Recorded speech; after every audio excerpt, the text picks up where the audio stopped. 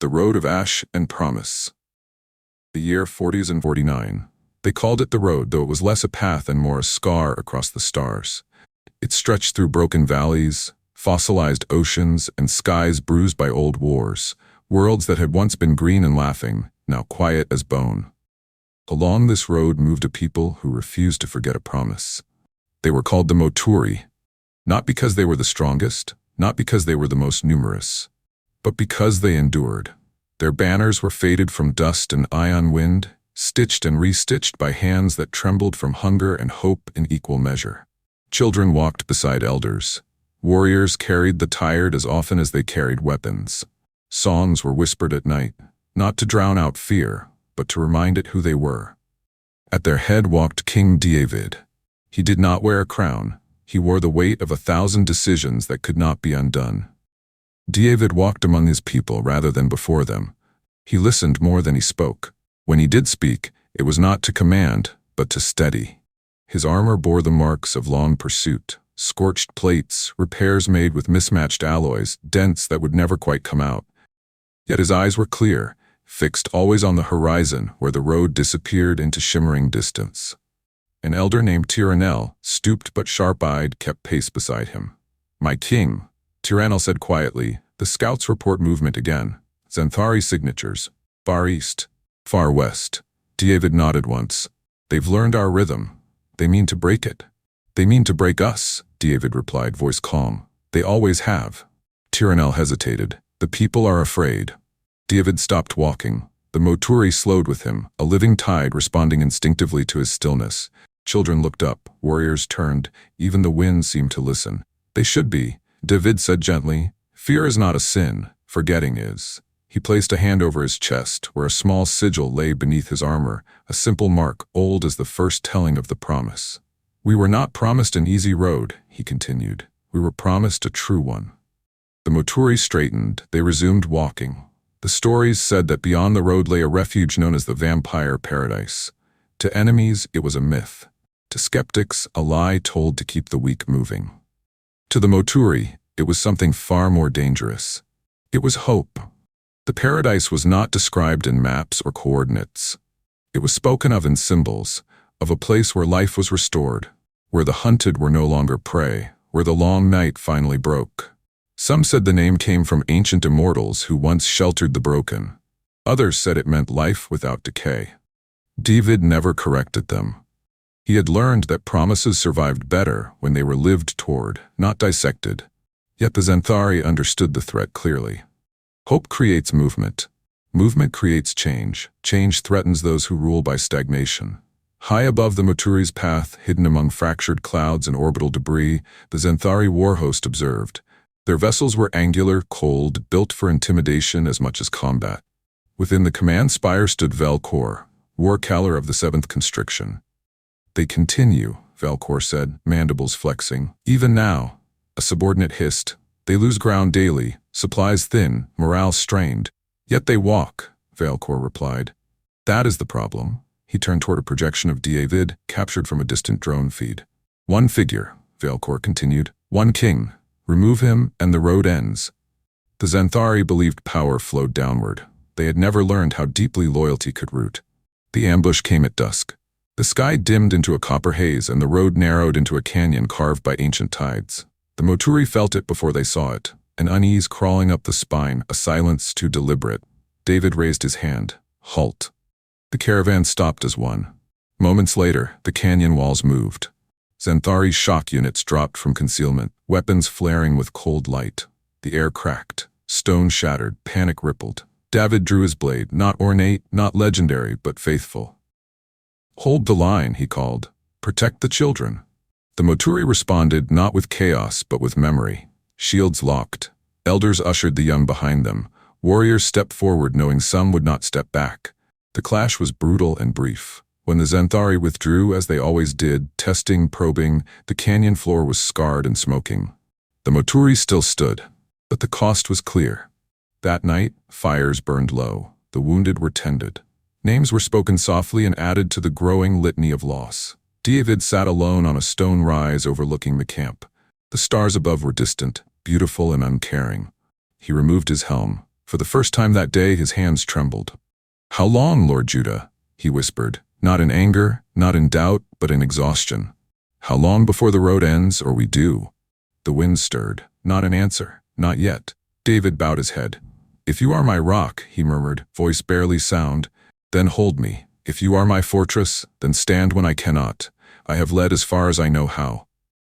Below him, the Moturi slept, fragile, faithful, unaware that their king's greatest battle had not yet begun. Far away, beyond sight and star, something ancient listened. At dawn, the Moturi rose. They packed their wounded. They gathered their courage. They lifted their banners once more.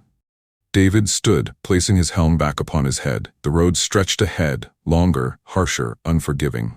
He stepped forward. So did they all. And somewhere in the deep fabric of creation, a cry reached a throne older than oceans, stronger than mountains, a cry that would not go unanswered. The road grew crueler. Where once it had been open plains and broken seas, it now constricted into ravines of black stone and fields of metallic sand that clung to the boots of the Moturi like memory that refused to let go.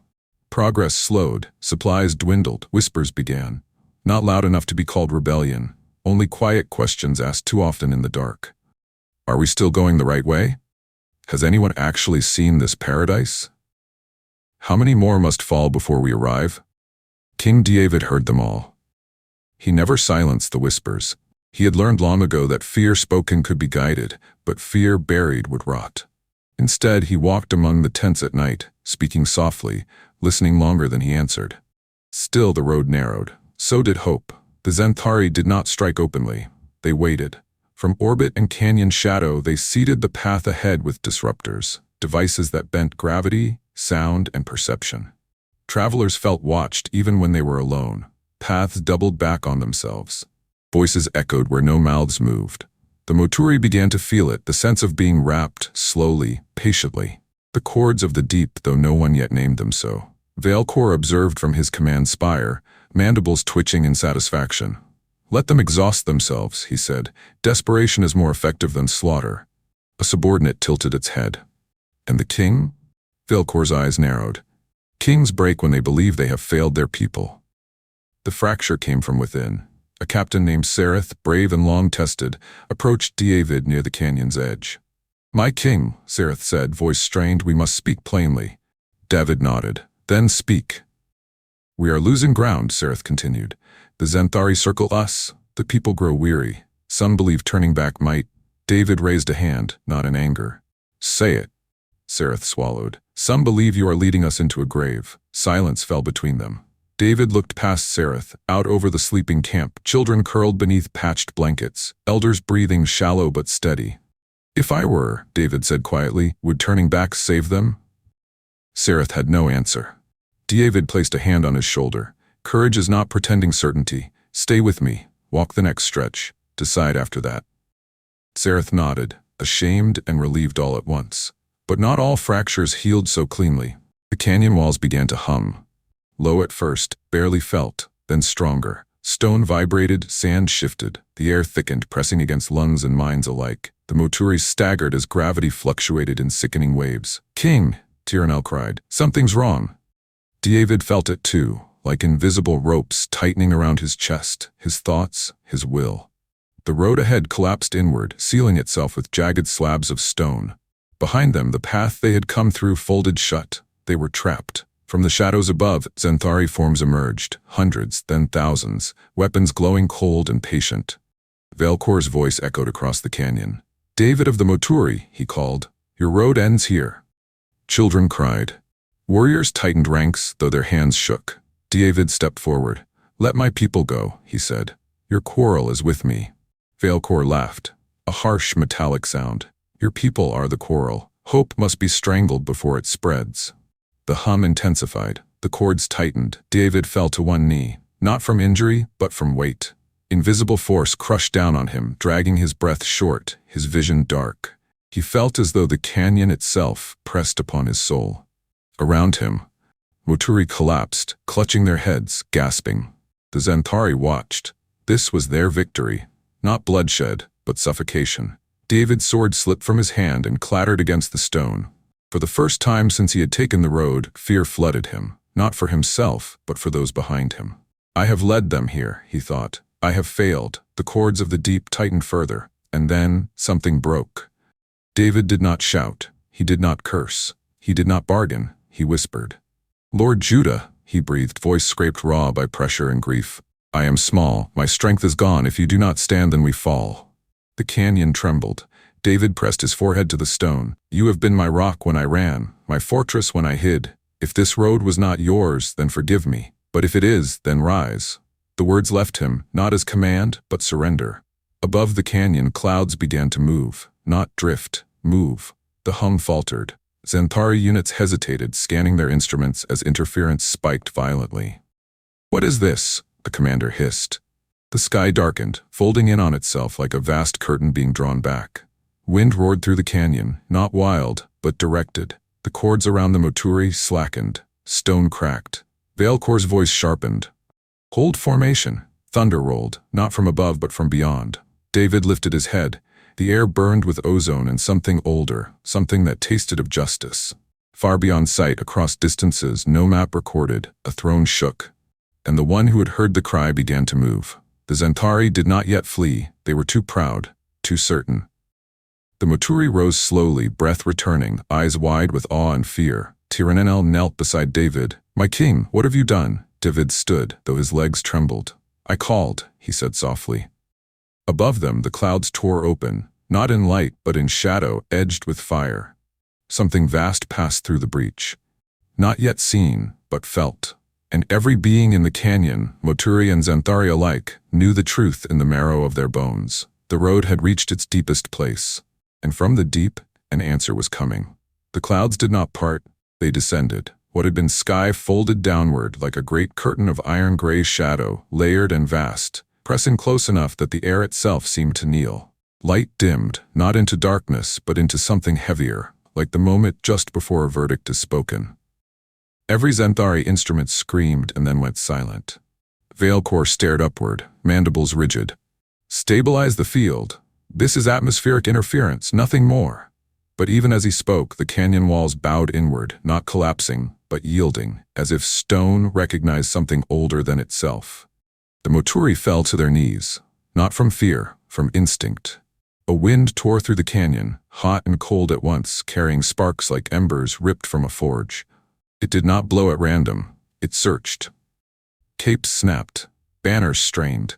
Xanthari formations broke as soldiers were driven backward, skidding across stone they could no longer command. David stood unmoving at the center of it all. His cloak whipped behind him, yet his feet held fast as if rooted into the bedrock of the world. Tiranenel shouted over the roar, My king, what do you see? David swallowed. I see the sky remembering its place. Then they came. From the lowered heavens emerged shapes like no living thing, vast, metallic forms descending on wings of interlocking plates. Their bodies gleamed like burnished steel kissed by lightning, etched with patterns that pulsed faintly, as if music were trapped beneath their surfaces.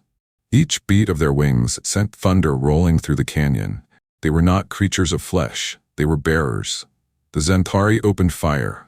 Energy bolts struck the descending figures and vanished, absorbed, bent, dispersed like sparks striking a waterfall. One Xanthari commander screamed, Impossible!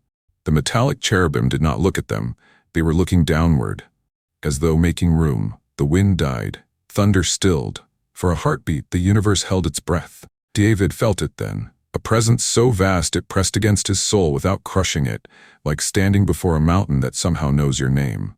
He whispered it, not loudly, not bravely. Judah. The name did not echo, it answered. The heavens split, not torn, opened. From beyond the clouds emerged a form that dwarfed the canyon, the mountains, the very horizon. He stepped forward as one might step from shadow into fire. Lord Judah. His head was that of a lion, ancient, terrible, and regal beyond language. Long teeth gleamed like forged ivory. His eyes burned not with rage, but with certainty. His body rose taller than mountains, bipedal and vast, muscles moving beneath skin like continents shifting.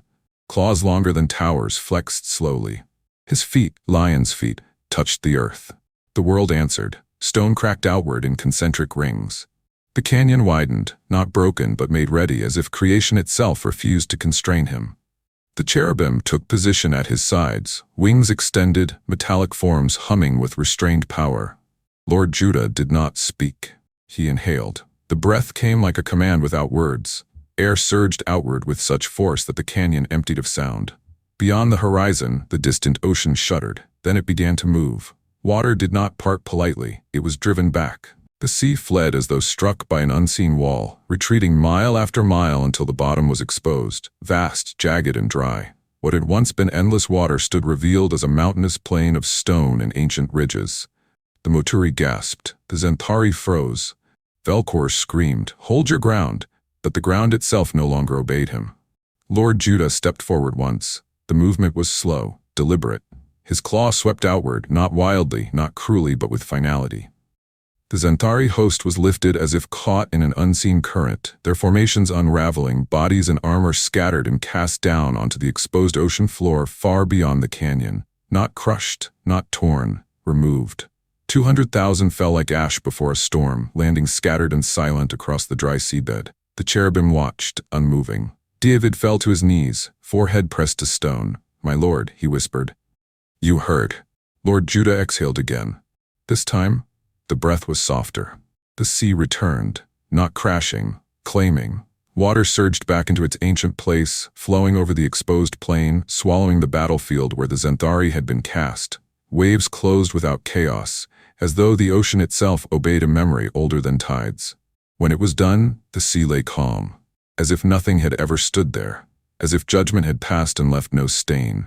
Silence settled. The cherubim folded their wings. Lord Judah turned his gaze, not toward the fleeing remnants of the enemy, but toward the Moturi, toward David. The king lifted his head, tears cutting clean paths through dust on his face. Lord Judah spoke at last. His voice did not thunder. It anchored. "You called from the deep," he said, "and I answered." David could not speak. Lord Judah's gaze softened, if such a word could apply to something so immense. "I brought you into a broad place," he continued. "Not because you were strong, but because you trusted." The sky began to lift. The cherubim rose, retreating into cloud and fire. Lord Judah stepped back, each movement returning the world to scale, though the memory of his presence would never shrink. Before he vanished, his eyes met David's one last time. "Walk," he said simply, and he was gone. The canyon stood open. The road lay clear. The Moturi rose slowly, stunned, weeping, laughing, trembling. Tiranel broke the silence. "My king, what do we do now?" David stood. He sheathed his blade. He looked at the road ahead. "We keep walking," he said, "and we never forget who carried us when we could not stand." Above them, the sky was higher than it had ever been, and the road, once narrow and choking, now stretched wide. The morning came quietly. No fire fell from the sky. No tremor shook the ground. Only light, clean and pale, spilled into the canyon that had once been a grave. The Moturi woke slowly, as if afraid that sound itself might undo what had been given. Children blinked at the open sky. Elders touched the stone walls that no longer pressed inward. Warriors stood where they had stood the night before, unsure whether to laugh or kneel. The road lay before them, wide, unchoked, unafraid. Tiranel stepped forward, his voice breaking the stillness. "The pass is open." David said nothing at first. He stood where he had stood when the heavens bowed, staring at the place where Lord Judah had been. The air there still felt full, not occupied, remembered.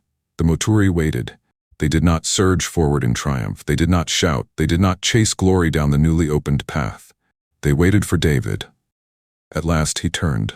His face was changed, not radiant, not exalted, but steadier, as though something deep inside him had been set back into alignment. "We do not hurry what was given freely," he said. "We walk it as those who were rescued, not as those who conquered." A few warriors lowered their heads, shame flickering through relief. David raised his voice, not loud but certain. "We bury the dead, we tend the wounded, we thank the Lord of the road." The Moturi answered with quiet obedience. As the camp stirred, the whispers returned, but changed. Not doubt. Awe. "Did you see his eyes?" He breathed, and the sea obeyed. "He did not crush us. He could have." Children repeated the story with wide gestures. Elders corrected them gently, reminding them that some things must be remembered carefully. A young woman named Marielle, who had lost her brother in the ambush, approached David. "My king," she said, voice trembling, "why did he save us?" David met her gaze. "Because he delights in those who trust him," he answered. Not because we are without fault, but because we did not let go. Marielle nodded, tears falling freely. Then I will not let go, she said, and neither would the people. Far from the canyon, aboard a damaged Zentari command vessel, Velcor knelt, not in worship, in calculation. The warcaller's mandibles clicked softly as data streams replayed the impossible, air behaving like a weapon, water fleeing a voice, an enemy whose god walked. This was not force, Velcor muttered. This was authority. A subordinate hissed, shaken. Shall we pursue? Velcor rose slowly. No, he said. We do not hunt what the universe itself shields. For the first time in Zentari doctrine, a word appeared in their strategic lexicon. Avoidance.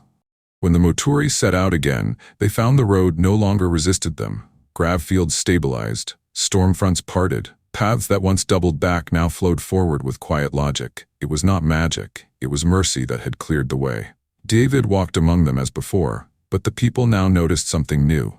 He was lighter, not careless, unburdened, as though the road no longer rested on his shoulders alone. That night, the Moturi sang, not songs of battle, songs of rescue. Their voices echoed through the canyon, rising into the open sky. The melody was imperfect, some voices cracking, others uncertain, but it carried. David stood at the edge of the camp, listening. Tyrannel joined him. The people will speak this night forever, David nodded. They should. Will you? Tyrannel asked gently. David looked upward where stars burned calmly. Yes, he said, when they are afraid, when the road narrows again. He placed a hand over his chest. I will tell them that the Lord Judah answers cries, not strength. Near dawn, the scouts returned, breathless, stunned. My king, one said, we have sighted something ahead. David turned. What do you see? The scout hesitated, searching for words. A land untouched by war. Waters that do not recoil. Light that does not burn. The Moturi stirred. Hope, dangerous, beautiful hope rose again. David closed his eyes briefly. Then the road has not lied, he said. He opened them and faced his people. Rest today, he commanded. Tomorrow we walk toward what was promised. That night, as sleep settled, David knelt alone once more. Not in desperation, in gratitude. You brought me out into a broad place, he whispered. You rescued me because you delighted in me. The wind moved softly around him, not answering but agreeing. Above, unseen, metallic wings passed quietly through cloud, and far beyond, in the deep order of things, the road continued, not just ahead of the Moturi, but into every place where fear once narrowed hope. The days that followed the broad place were the most perilous the Moturi had yet faced, not because enemies pressed them, but because none did. The road lay open, supplies stabilized, morale lifted, laughter, long absent, returned in fragments, tentative but real. Warriors loosened their grips, watch rotations shortened. Children ran farther from campfires than they had in months. David watched it all with quiet concern. He had learned long ago that fear sharpened the senses, but relief dulled them.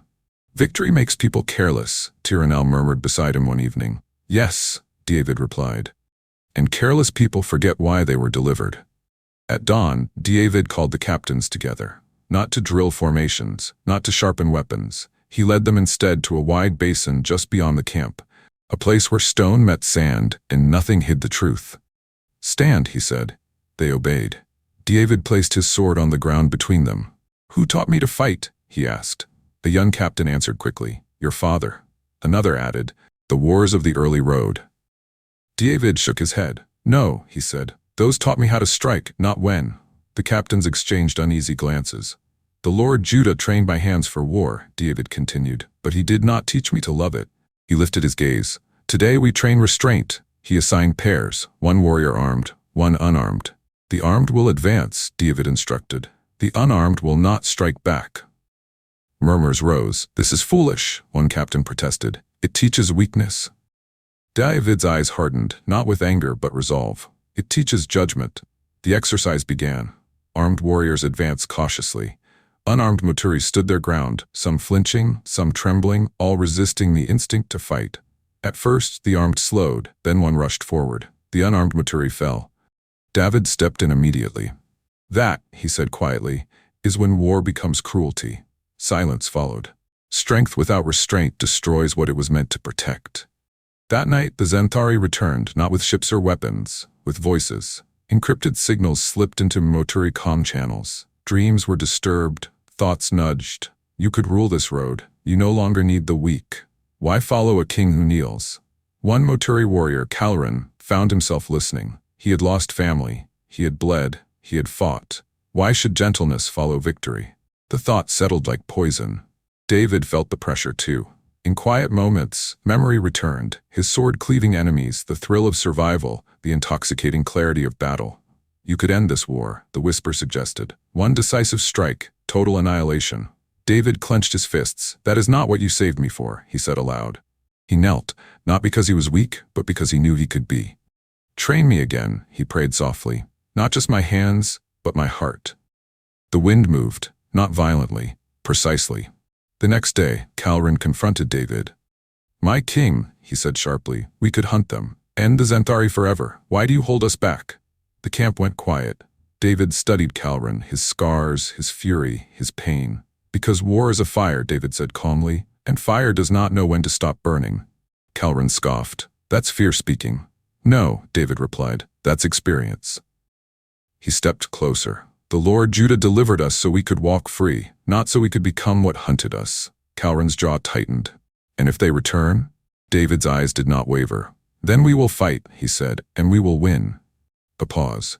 But we will not let war teach us who we are. Calren bowed his head, slowly, reluctantly. The poison lost its hold.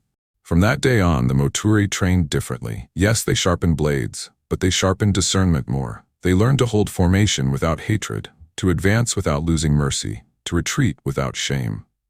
David taught them that true readiness was not eagerness, but clarity. The Lord Judah gives victory, he told them, but he also watches how we carry it. As the Moturi prepared to move again, scouts returned with troubling news. My king, one said, breath tight, the Zenthari have changed tactics. David turned. How? They're no longer attacking us, the scout replied. They're moving ahead of us. Tyrannel stiffened. Toward the paradise? The scout nodded. They intend to poison what they cannot block. David's expression hardened, not with rage but resolve. Then the road is not done teaching us, he said. He lifted his sword, not in threat but in promise. Prepare the people, he commanded. We walk again. As the Moturi broke camp, the sky remained clear. But David knew better now. Storms did not always announce themselves with thunder. Some came as choices. And the king, trained for war by the hand of the Lord Judah, stepped forward not as a conqueror, but as a guardian. They reached the outer approaches at dusk. The scouts had spoken truly. The land ahead was unlike the broken worlds behind them. The air was gentler here, the gravity steady, the ground fertile beneath a thin layer of crystalline soil. Rivers flowed without violence. Light bent softly across the horizon, as if the world itself wished to be kind. Many of the Moturi wept when they saw it. This is it, someone whispered. The paradise. David did not answer. He felt it too, the pull of rest, the longing to stop walking, to finally lay burdens down. But beneath the beauty he sensed something wrong, like a door standing open with no one to greet you. Tyrannel joined him at the ridge. The land is untouched, the elder said slowly, too untouched. David nodded. Paradise does not need defending, but gates do. There was no fortress, no towering barrier, only a wide valley where the road ended, not in stone or steel, but in stillness. The air shimmered faintly, as though reality itself paused there, waiting for permission. At the valley's center stood a structure older than the Moturi stories, a ring of pale monoliths etched with symbols that did not glow, did not hum, did not assert themselves. They listened. The Moturi gathered, unsure whether to kneel or step forward. Then they saw the movement. Figures emerged from the valley floor like shadows rising at noon. Zenthari. Thousands of them. Not in attack formation, in occupation. Valkor stepped forward, his armor altered, refined, no longer bristling with weapons. His posture was almost diplomatic. David of the Moturi, he called. You arrive precisely when expected. A murmur rippled through the crowd. David stepped ahead of his people. You stand on ground that does not belong to you. Valkor inclined his head slightly. Nor to you, he gestured to the valley. This place answers to no king, no god. It is a system, one we have learned to influence. Tyrannel hissed softly. They're poisoning it. Valkor smiled. We are stabilizing it, ensuring it never becomes what you imagine. David's jaw tightened. You fear what you cannot control. Valkor's mandibles clicked. We fear hope. Hope makes people dangerous. Valcor raised a hand. Holographic projections blossomed into the air, visions of the Moturi settled safely in the valley, children fed, elders resting, war ended. All this can be yours, Valcor said calmly. You need only accept one condition. David did not move. Speak it. Abandon the road, Valcor replied. Lay down the name of Lord Judah. Remain here under Zenthari oversight. Live. A hush fell. Some Moturi stared at the visions, hearts aching. Peace, safety, no more death. Calran, the warrior once tempted, felt his resolve waver. David turned to his people. This, he said softly, is the enemy at the gate. David faced Valcor again. You offer survival, he said, but you ask us to forget who carried us here. Valcor's tone cooled. Memory is optional. David shook his head. It is everything. He lifted his voice, not in anger but clarity. The Lord Judah brought us through death, through the sea, through the deep. We will not trade his faithfulness for your permission to exist. A pulse rippled through the monoliths. Not power, recognition. The ground beneath the Zenthari began to shift, not violently, but decisively. Their stabilizers flickered.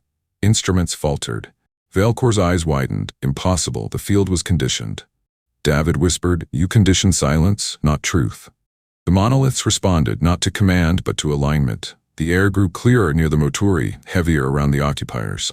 Children stepped forward without fear. The valley was choosing. The Zenthari reacted, not with weapons but with suppression fields, emotional dampeners, fear projections. The Moturi staggered as despair washed over them. David felt it too. He closed his eyes.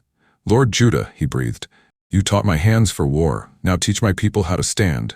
He raised his sword, not to strike but to signal. Hold, he commanded, and they did. No charge. No panic. Just presence. The fields weakened. The monoliths began to shift, stones sliding like breath, forming a wide passage into the valley's heart. Light spilled through, warm, living, uncoerced. Valcor stepped back, horrified. No, this is not how it works. David looked at him with sorrow, not triumph. You tried to enter without humility, he said. This place does not belong to conquerors. The Zenthari lines broke, not routed, but undone. The gate stood open. David turned to the Moturi. This is not the end of the road, he said. It is the beginning of how we live. He stepped forward first. The valley accepted him. Then the Moturi followed, one by one, families together, warriors last, eyes watchful. As they crossed, the suppression fields collapsed entirely.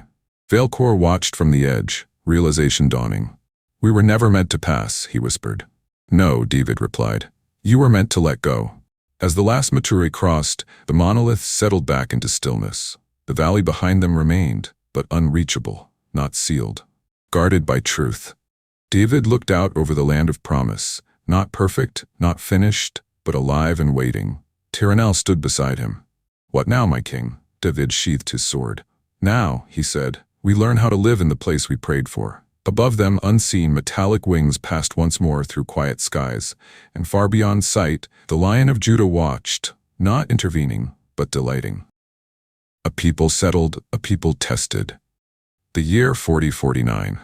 The hardest moment did not come with battle. It came with rest. For the first time in living memory, the Moturi awoke without the road beneath their feet. No alarms, no scouts returning breathless, no banners to raise before dawn. They woke to birds, real ones, not drones, to water that flowed without fear, to soil that yielded without protest. Paradise did not announce itself. It simply allowed them to stay. David walked the valley at first light, listening to the sounds of settlement.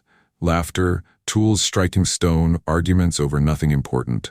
His heart ached, not with worry but with something unfamiliar. Peace. He had prayed for it so long that he had never learned how to live inside it. Weeks passed, homes rose, fields were planted, children stopped asking when they would leave. Warriors began to speak of our land instead of the next place. It was good. It was also dangerous.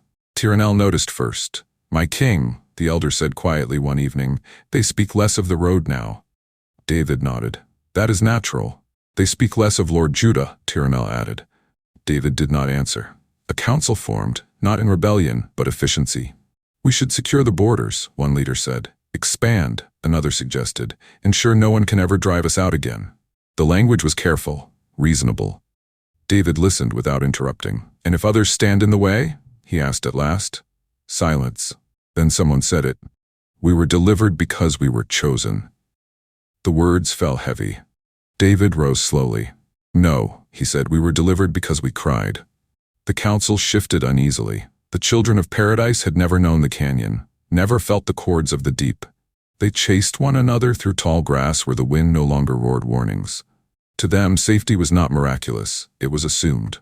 David watched them play and felt both joy and dread. He knelt and called one child, a boy named Elian.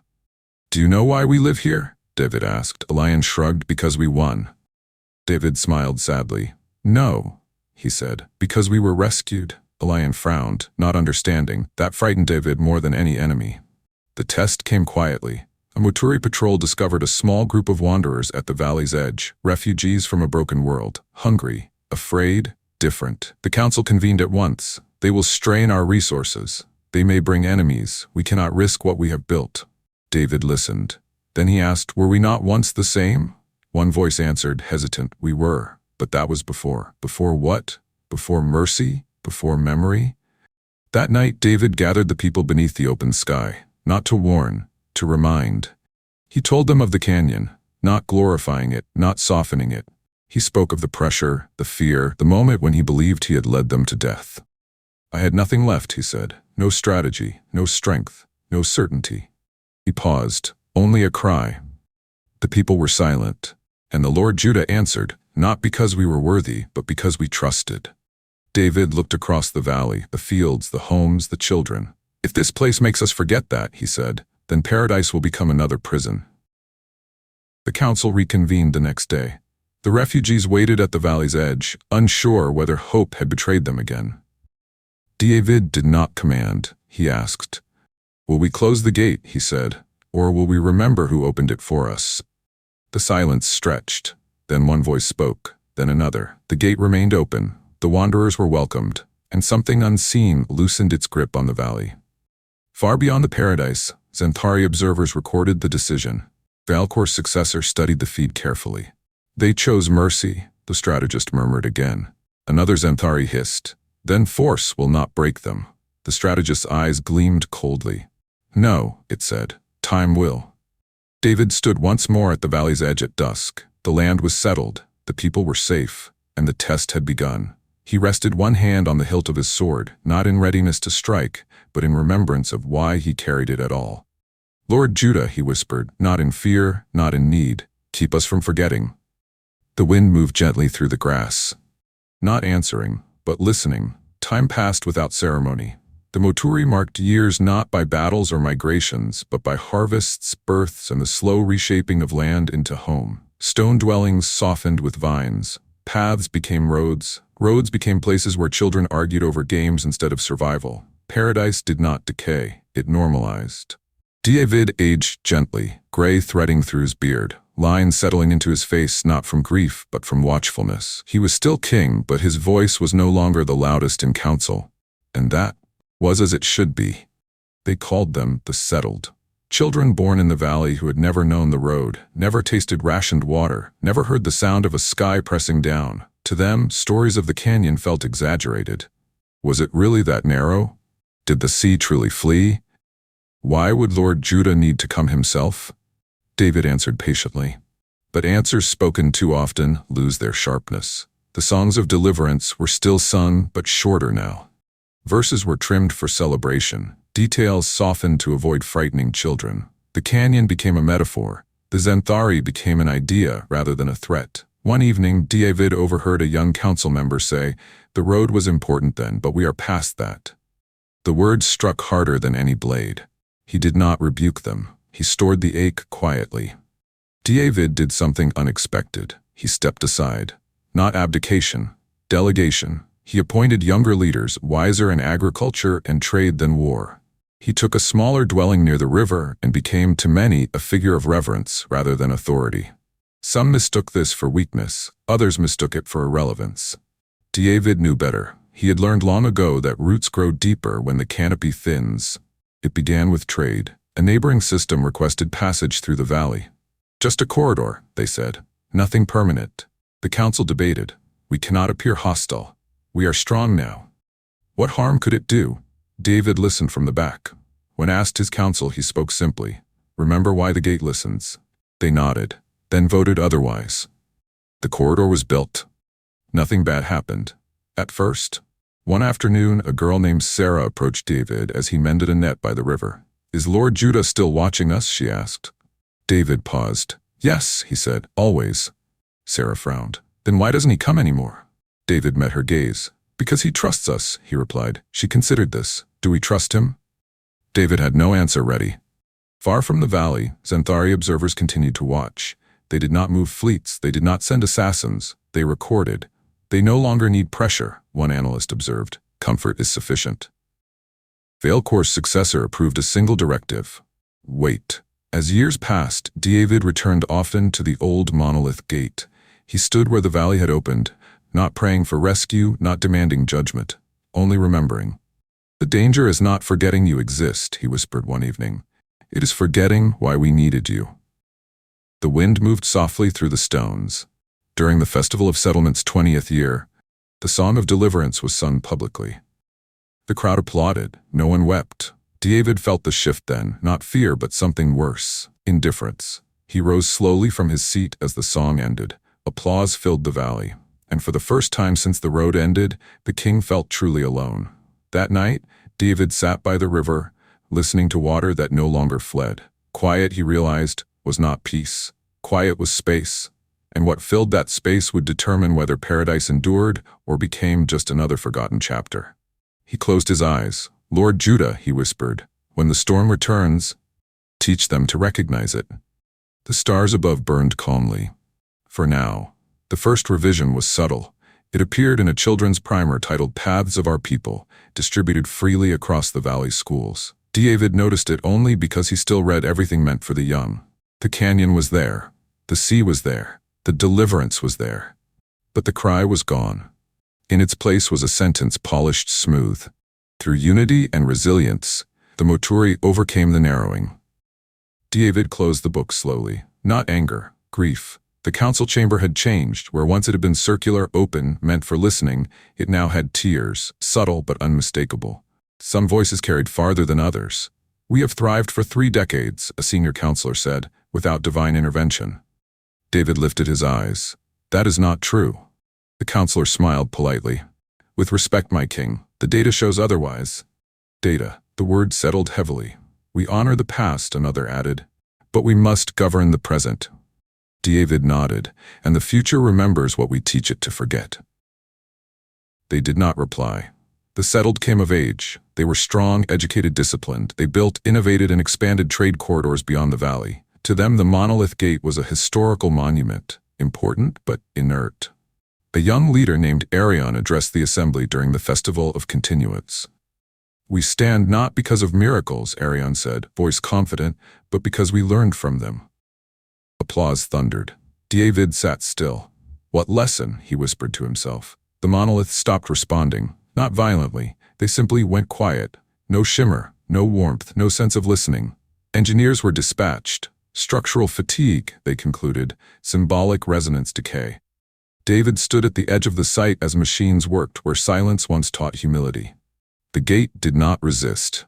That frightened him most of all. The Xanthari did not arrive as conquerors, they arrived as consultants, trade specialists, security advisors, cultural liaisons.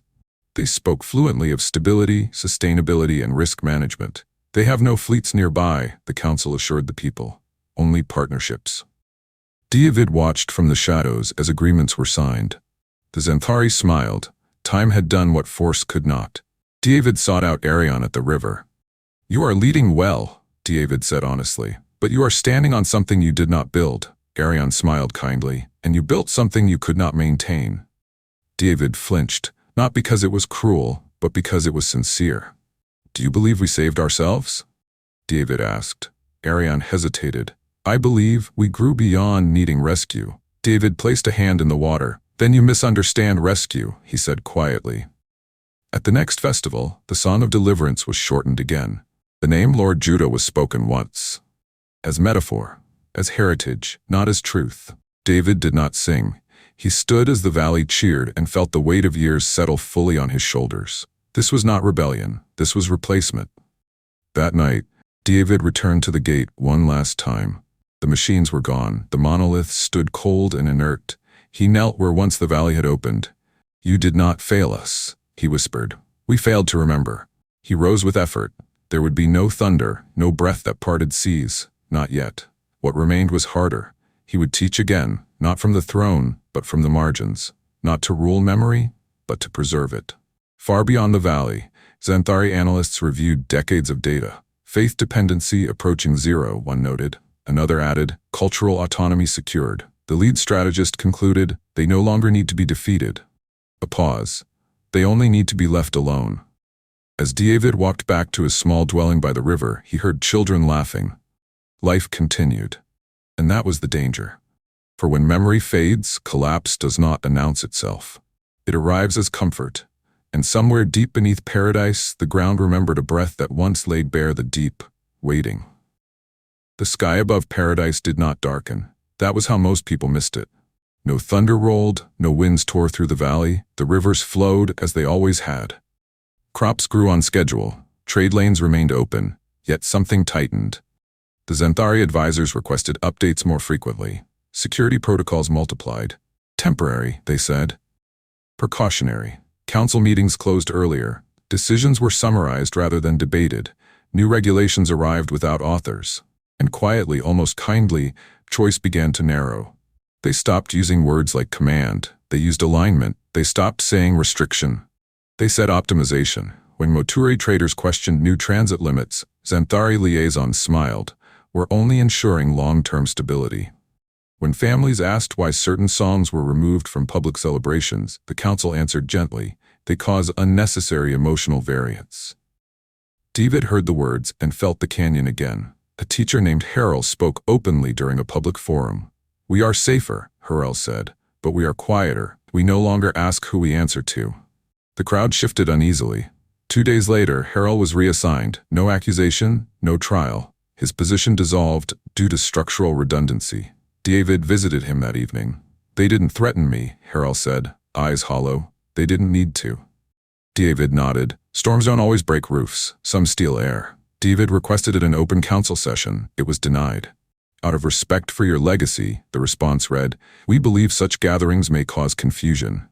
Confusion. The word burned. David walked the valley that night, watching lights glow behind windows, people living full, quiet lives.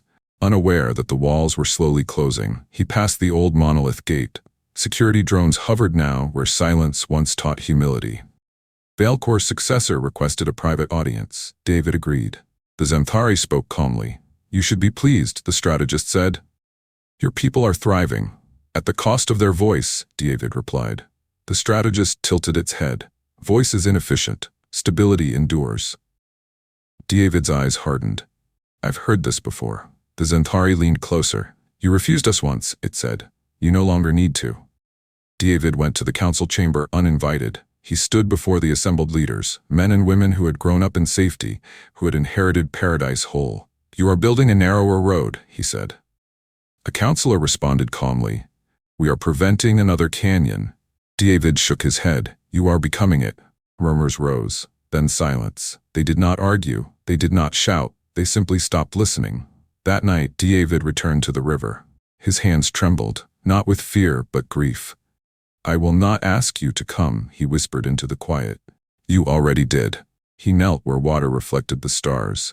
"But if they forget what you are," he continued softly, "teach them what they are without you." The wind stirred, not violently, not yet. The next morning, the valley woke to something new. Not destruction, interruption. Transit systems stalled, energy grids flickered, not failing, just refusing to synchronize. Xanthari instruments produced conflicting readings. Localized instability, technicians said. David stood at the edge of the valley, eyes fixed on the horizon. The air felt expectant. The storm had not returned as thunder. It had returned as truth. The Xanthari convened emergency sessions. "The system is resisting," one analyst warned. Valkor's successor stared at the data. "No," it said quietly. "The people are." It looked toward the valley. "We waited too long." As the sun set, David felt it again. Not pressure. Memory. The ground beneath paradise remembered the breath that once laid bare the deep. And memory, long ignored, was beginning to rise. The valley woke to voices. Not shouting, not chanting, remembering. It began at the river. A woman hummed an old melody as she washed her hands, one her grandmother had sung, unfinished, missing verses she had never learned. A child joined in, off-key but earnest. Somewhere near the fields, another voice answered. By midday, the sound had spread, not loud enough to be called rebellion, but too alive to be ignored. The Zenthari systems flagged it immediately. Unauthorized cultural coherence. David walked into the open square for the first time in years. He carried no banner, no sword, only memory. The crowd noticed him slowly, like dawn reaching the valley floor. "My people," he said, not raised, not amplified. They quieted anyway. "I did not come to accuse you," David continued. "I came to remind you." A counselor stepped forward. "Of myths?" David looked at him gently. "No," he said. "Of mercy." David spoke of the canyon, not as legend, not as metaphor. He told them how he had believed he had failed, how the cords of the deep had closed around them, how there had been no plan left, only a cry. "I did not save us," he said plainly. "I was saved." The crowd shifted. "The sea did not flee because we were worthy," David continued. "It fled because Lord Judah delights in those who trust him." A hush fell, not enforced. Chosen. Zenthari stabilizers surged, emotion dampeners activated. But something had changed. The people did not resist violently. They remembered together. Songs rose, not perfectly, not uniformly, but honestly. Old verses returned. Forgotten names were spoken. Judah. The monolith gate, long inert, vibrated faintly. Engineers froze. "Impossible," one whispered. "No," another said softly. "It's listening."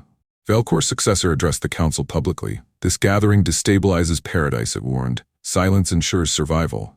David stepped forward. "Silence ensures obedience," he said, "not life." The Zenthari raised its voice. "You will lose everything." David smiled, not defiantly, peacefully. "We already did," he replied, "and we were given it back." The singing grew, not louder but deeper. The ground trembled, not violently but in recognition. The monolith shifted. Light spilled through, not blinding, not consuming. Present. The Zenthari systems failed, not destroyed, simply irrelevant. The valley had chosen again. The sky did not bow. The cherubim did not descend. Lord Judah did not appear. And that was the miracle.